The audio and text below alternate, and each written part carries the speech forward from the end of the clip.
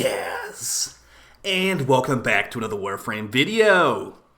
So today we've got another episode of This Week in Warframe. We're going to go the entire weekly reset, and yeah, there's a big week for Warframe coming up with the Infested Lich dev stream, and it's the last couple days for the Glaive Prime and Ember Prime Resurgence. So if you haven't gotten that stuff, make sure you grab it.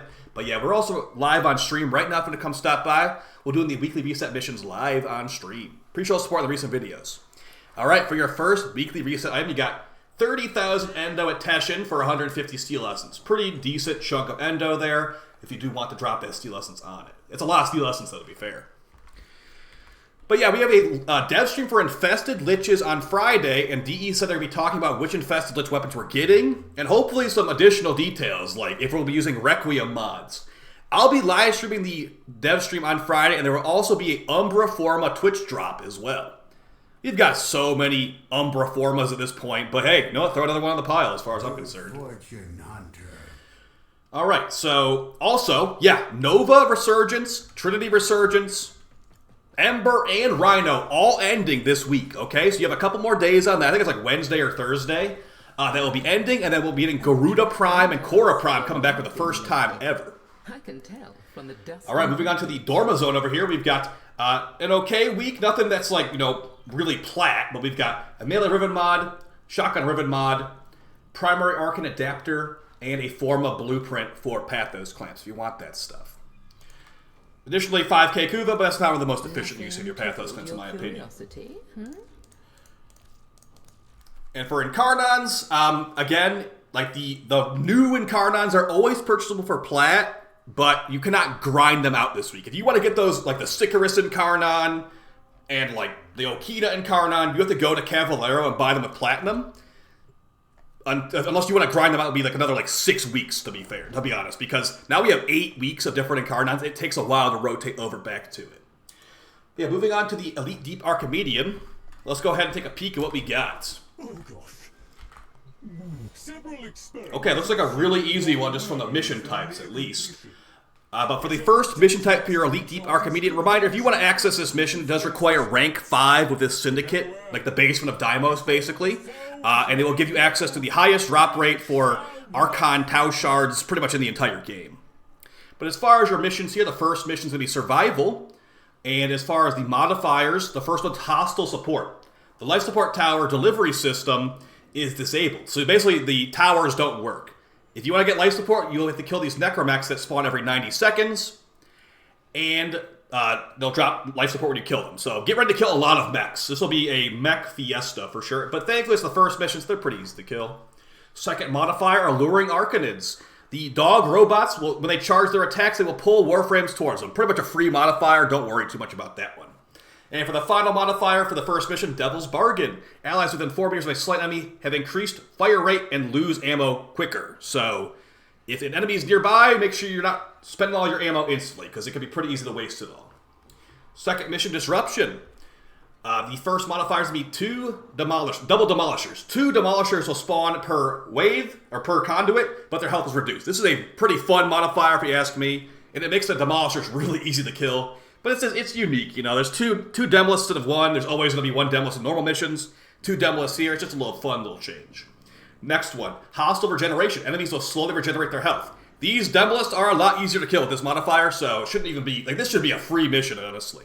And for the final one, Post-Mortal Surges. Sight enemies explode in void energy, so just be careful. If there's enemies all around you, you destroy them, there will be like multiple thousand damage incoming, so a pretty free EDA so far. And the final mission is making it not that much harder anyways, because it's an exterminate mission, and the first modifier, enemies take 90% less damage from non-weak point hits. So, pretty annoying.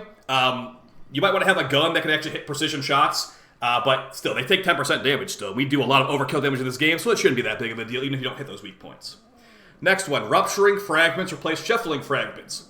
This is one of the more annoying modifiers that can appear at EDA. These enemies explode for about 5,000 damage. And that's pretty rough. So, if you're near an arm enemy and you kill them, they will explode for about 5,000 damage. Just be aware of that when you're going through the mission. And then Commanding Culverins is your final modifier. Rogue Culverins equip anti-overguard weapons and also anti-mech weapons. So if you're playing Dante, you got I'll probably pick Ember later. Ember can get Overguard with her augment. You will have your Overguard getting destroyed pretty much instantly. So just be aware of that. But yeah, a very easy EDA as far as what these missions and modifiers are. For your individual modifiers, you can choose to turn these on or off to get more loot. You've got Secondary Wounds as your first one. Gain 1 puncture status effect every time you take damage. Puncture procs make you deal less damage to enemies, and also usually makes them have more crit.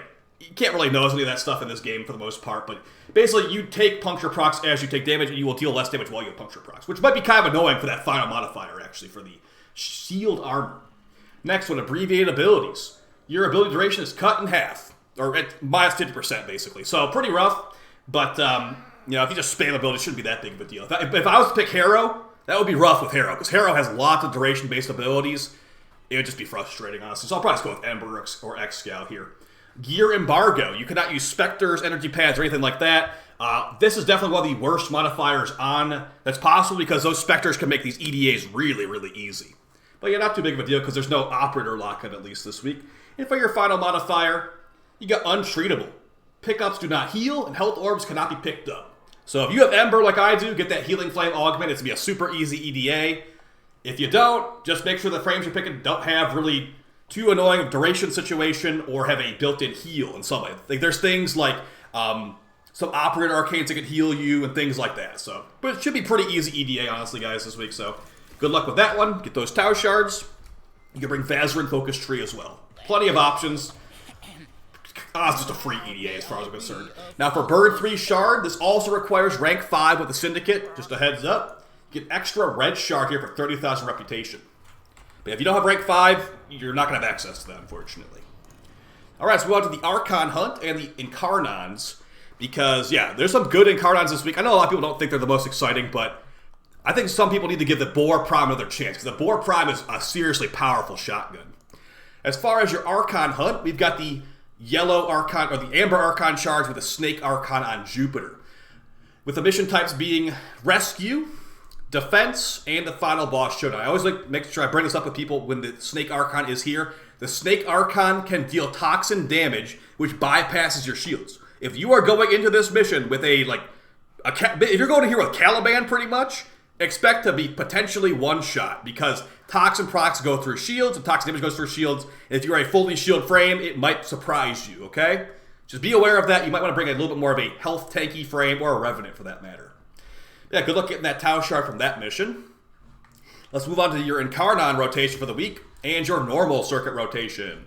For the normal circuit, you got Ember, which drops from Sargus Ruck on Saturn. You've got Trinity, which drops from Ambulus on Pluto. Probably should pick her this week, honestly. And then you got Excalibur, which I believe drops from Lech Krill.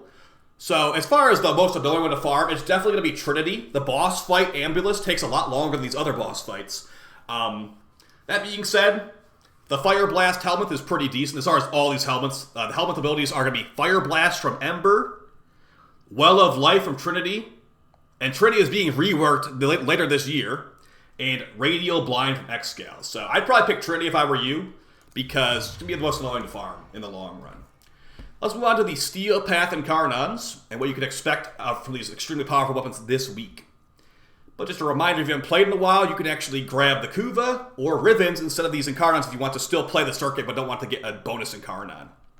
Alright, so you got the Boar Incarnon, the Gamma Core Incarnon, the Anku Incarnon, the Gorgon Incarnon, and the Angstrom Incarnon. As far as what each of these do, the Boar Incarnon is a shotgun in its normal form. In the Incarnon form, it's similar to the Torrid, just not as red crit. It will become a purely fire beam that can actually do a lot of heat procs. I have a heat proc Riven on my Boar. I will do over 1,000 heat procs in a few seconds. And of course, that will kill pretty much anything in the game, no problem. But it's a chaining beam that can hit multiple enemies. And the primary shot is a good crit shotgun, or you can also just do it hybrid. It has a very good hybrid Incarnon, a very good status Incarnon. Either way you slice it, you will be using a very powerful shotgun here. I would recommend the Boar Prime as the option, but yeah, this is going to be easily the #1 option this week, guys. It is actually a weapon I use on a weekly basis, not every day, a weekly basis for extremely high-level missions, and I'd highly recommend it to you. But there's really no rush. If you don't have time to play this week, don't worry. You can always buy these Incarnons from Cavallero for like I think 120 plat each. So keep that in mind. Next Incarnon, the Gamma Core Incarnon is going to make, it's a primary, in the primary form it's a beam with base magnetic damage, and in the Incarnon form, it's a delayed explosion with like grouping capabilities. It's also got forced cold procs too. This thing is definitely more interesting with the status changes. Magnetic debuffs Overguard, cold procs buff your crit damage.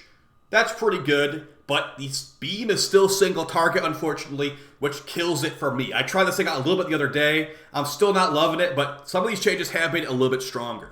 Yeah, a lower recommendation for sure. Some of the top tier cards on this thing are going to be increasing your crit chance and crit damage.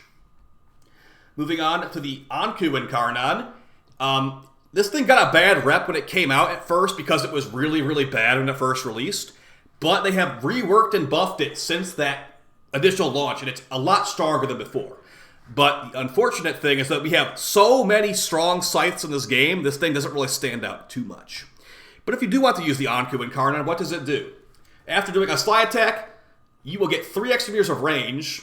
Actually, no, slide attacks get 3 extra meters of range, but after the slide attack, you will do guaranteed slash procs on all hits for 6 seconds. If you know the mechanics of this game, scythes have forced slash procs already. But that does not change anything here. You are getting now double forced slash procs on heavy after doing a slide attack with the Anku Incarnon. So, that's pretty good. But the thing is, on the top tier scythes like the Hate Incarnon, the Harmony, things like that, they kill level 10,000 enemies in 1 slash proc. So the double slash proc is not even necessary. But it is kind of fun at the same time to have this kind of unique type of thing. That being said, since it is guaranteed slash procs, there are status Incarnons here you don't really need. I'd recommend going for full crit on this thing. It's also a melee, a mobility stat stick too with the Swordsman Celerity, giving 20% movement speed at all times. But if you have the Okina Incarnon, the Okina is a 30% movement speed multiplier. So Okina Incarnon is a better mobility stat stick too. Moving on to the Gorgon Incarnon, definitely a weirder one. The Incarnon form is going to have delayed fire explosions on this machine gun. The primary form is still a machine gun. The Incarnon form is a slower firing delayed explosion with some built-in fire damage. And it's not really my favorite. If you have the Metamorphic Magazine mod from like a couple years ago in the Nightwave, this Gorgon gun can petrify enemies in place, and they can also petrify some bosses. That mod's no longer available. I don't know when they're going to ever bring it back, but yeah, keep that in mind that this is not the best gun in the game at all. It's impact focused too in the primary form, so kind of not sure if I'd really recommend this one at all to anyone. But if you want another machine gun, there you go. Another machine gun with an interesting Incarnon form. And for the Angstrom Incarnon, this thing has bouncing full auto fireballs in the Incarnon form, and the primary shot is a rocket launcher. And just like the Taured Incarnon, some people's favorite, this thing can build Incarnon charge from body shots, because it's a rocket launcher. That wouldn't make any sense to have to get headshots with it. So yeah, body shots give you Incarnon charge, and this thing has some pretty good stats with the critical parallel perk, giving you increased crit chance and crit damage. Yeah, the bouncing fireballs are pretty good, and now with the new blast proc changes, you might want to try it out. So, as far as number 1 and number 2 recommendations this week, guys, it is going to be a very easy recommendation for the number 1 being the Boar Prime, a gun I actually use on a regular basis. And for the other options, I think the Angstrom is the number 2 best. But also, like, if you already have, like, let's say you have the dual tox. You have the dual tox, you have this, you have that. I'd still maybe say go with the Angstrom because some of these are not really things I ever use. I used the Anku just to show how it was after they buffed it. I use the Gamma Core. It's decent. But the Gorgon is hard to justify a lot of the time. So I'd say Boar number 1, and then whatever you want number 2. If you want my recommendation, that would be number 2, Angstrom. But yeah, good luck getting those Incarnons, as the Boar is extremely powerful. Alright, moving on to your Nightwave challenges. I actually just got the level 30 Nightwave yesterday to get this singular armor piece. Not exactly the most exciting armor piece, but hey, still pretty cool looking. Let's go over your Nightwave challenges for this week. And again, there is no rush doing these challenges. This Nightwave will be around for months and months after this. First challenge to be Assassin. Complete 3 assassination missions. I'd recommend the Sergeant on, I think it's Phobos. So easy to kill him. He's pretty much just a normal corpus. Now, he's like below an Eximus, honestly. Just fly through there 3 times and get that done. Next one, Sortie Specialist. Complete 1 sortie. Pretty straightforward there. Next one, First Elite Weekly, Terminated. Destroy 3 Necromech Vault Guardians. I'd recommend to do the level 3 Isolation Vault, and that's to have 3 mechs in there just to, like, you know, nuke them down. Once you do that, it's an easy Elite challenge. Should take you about, like, 10 minutes, if that. And then your final Elite Weekly is going to be Vital Arbiter. Complete an arbitration mission. Super, super straightforward. Just basically do 1 wave and leave. Maybe don't do it in public matchmaking because you might ruin someone's run. But yeah, just go and do 1 wave and leave. Super, super free Nightwave Elite Weeklies this week. And your permanent weeklies are going to always be here, like every week.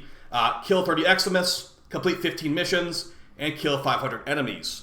Now that I think about it, last week was pretty easy for the Nightwave as well. We had like kill 500 enemies and kill 1,500 enemies. Pretty straightforward. Alright, so your Nightwave Cred store here. Looks like we got our evergreen stuff at the top as usual. We got some helmets down here. If you're liking these helmets, go ahead and grab them. Trying to see if they notice any good helmets in here. Zaku helmet's pretty nice. Zaku Prime hopefully will be the next one, but we'll see. And we got a lot of aura mods actually this week. We got Enemy Radar, Loot Detector, EMP Aura, Infested Impotence, Dreamer's Bond, Corrosive Projection, Rifle Amp, Pistol Scavenger. Okay, we got a lot of good aura mods this week, actually. I would say that some of these are definitely worth picking up if you don't have them already. So, as far as which ones to pick up, Loot Detector is a really good one for farming, like, I guess technically Ayatan, but Syndicate Medallions, if you're playing like Limbo or Zaku or Titania, whoever, in a Syndicate mission, this can help you find the loot through the wall, like medallions-wise. That's a good one to have. Corrosive Projection, not exactly meta anymore, but still really good. If you don't have this one, it reduces enemy armor, which works for every enemy in the mission, so that's pretty nice. But armor strip is less important on the current patch as it used to be, because enemies' armor got massively nerfed, so I'd say maybe pick up Loot Detector and Corrosive Projection, and maybe Enemy Radar if you want to, just to give you additional radar to see enemies from further away. But yeah, pretty straightforward here. Also got Exposing Harpoon for the Heart Pack, and Bursting Mask the Muteless Quanta. Not too much to say about those. And for your Mastery Fodder stuff, we got the Pangolin Normal. Let's get some mastery out of that, and the Jaw Sword. Just a heads up, if you are going off some really old information, this is no longer a great stat stick because Incarnon stat sticks blow this thing out of the water. If you still want to use it, it still is usable. But yeah, that time has long passed, the Jaw Sword being a meta stat stick. Now moving on to these Conclave augments, we got Prism Guard for Mirage, which you should definitely have to try out. Power of 3 for Ivara, which makes her fire 3 arrows with her cloaking instead of just 1. And Deceptive Bond for Loki, which basically just makes Loki die. I'd recommend out of all these mods to get Prism Guard for Mirage. It's a really fun alternate playstyle for her 4th ability, which basically the disco ball follows you around, nukes everything down really hard. That's me basically your weekly reset, guys. We've got the big stuff happening this week with the new dev stream and also the resurgence stuff ending as I mentioned earlier in the video. Let's go over our invigorations here so we can see how strong these will be. There's not really any override needed this week. We'll also have some alerts for like free Tau Shard stuff later in November, but don't worry, I'll cover that when it does come out. Right now, we're just cruising, waiting for the dev stream right now. Alright, for the first invigoration, we've got Atlas, giving primary damage and jump resets. That is a terrible one for Atlas. Like, that is like terrible, because remember, Atlas's passive, while you're on the ground, you have prime sure-footed. So if you're jumping, you like lose your passive. And he doesn't even, I don't really use primaries on him either, so a terrible one for Atlas. Next one, Corvex. Remember him? Melee damage and reload speed. 2 completely non-synergistic stats. Okay? And then the final one, we got Hero. Okay, this is a decent one. You know, this actually might be nice in the EDA. 100% extra duration and immunity to status effects. Alright, that sounds pretty decent enough. Like, I mean, Hero has a lot of abilities. Like I said earlier in the video, Hero casts lots of abilities. So this will be quite nice for Hero. And also, you know, preventing magnetic procs, preventing, you know, toxin procs, all that kind of stuff. Maybe I will play Hero for the EDA tonight. But either way, guys, hope you found this video fun and helpful. I'll be covering the new Infested Lich dev stream on Friday in depth. So expect an overview video on my channel on Friday night. Like more like Friday late afternoon. Right after the dev stream goes up. Or right after the dev stream ends, I'll have a video on that. And yeah, tons of new build videos. I have a level 10,000 Garuda video soon. New Prentice Site video as well. So appreciate all the support, guys. And I'll see you next time. Daisy. Peace.